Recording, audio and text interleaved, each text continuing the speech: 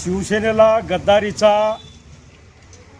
अनुभव हे शिवसेना स्थापना झाल्यापासून आलेला आहे। अनेकांनी या ठिकाणी गद्दारी केली। त्या गद्दारीच्या छाताडावर पाय रोवून पुन्हा शिवसेना फिनिक्स पक्षाप्रमाणे उभा राहिली। अनेकाला आमदार ज्यांची अवकात नव्हती, ज्यांची कवडीची किंमत नव्हती, अशाला शिवसेना प्रमुखाच्या आशीर्वादानं शिवसेनेनं आमदार केलं, खासदार केलं, मंत्री केलं, संत्री केलं।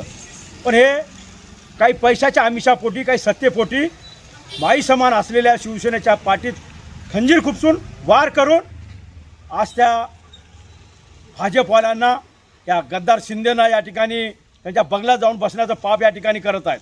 नुकतंच कालच 6 शिवसेनेचे खासदार जे नुकतंच झालेल्या निवडणुकीमध्ये माननीय पक्षप्रमुख माजी मुख्यमंत्री उद्धवसाहेब ठाकरेच्या सहानुभूतीच्या लाटेवर मोदी आणि अमित शहाच्या ध्येयधोरणाच्या विरोधात, शिंदेच्या विरोधात, फडणवीसच्या विरोधात या ठिकाणी सहानुभूतीच्या लाटेवर निवडून आले।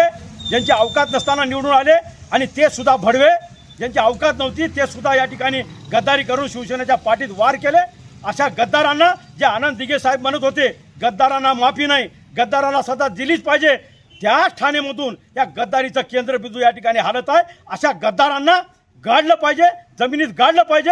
जर यदा कदाचित माझ्या हातामध्ये जर माझ्याजवळ जर पिस्तूल राहिली असते, मी माझ्या कुटुंबाचा पर्वा न करता, माझ्या घरदाराचा पर्वा न करता ह्या सगळ्या गद्दारांना एका लाईनीमध्ये उभा करून सगळ्यांना या ठिकाणी ठार केलं असतं आणि या गद्दाराला याच महाराष्ट्राच्या, या संतांच्या भूमीच्या मातीमध्ये गाडलं असतो। पण दुर्दैवानं माझ्यापाशी आज या ठिकाणी पिस्तूल नाही।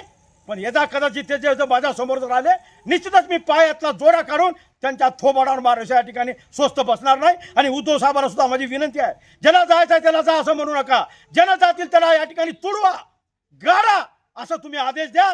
बस झाला आता, यापुढे गद्दारी सहन केली जाणार नाही। यापुढे जे यापूर्वी जे झालं ते झालं, याच्या पुढे जर गद्दारी झाली तर ह्याच महाराष्ट्राच्या संतांच्या भूमीमध्ये या गद्दाराला गाडल्याशिवाय शिवसैनिक स्वस्त बसणार नाही।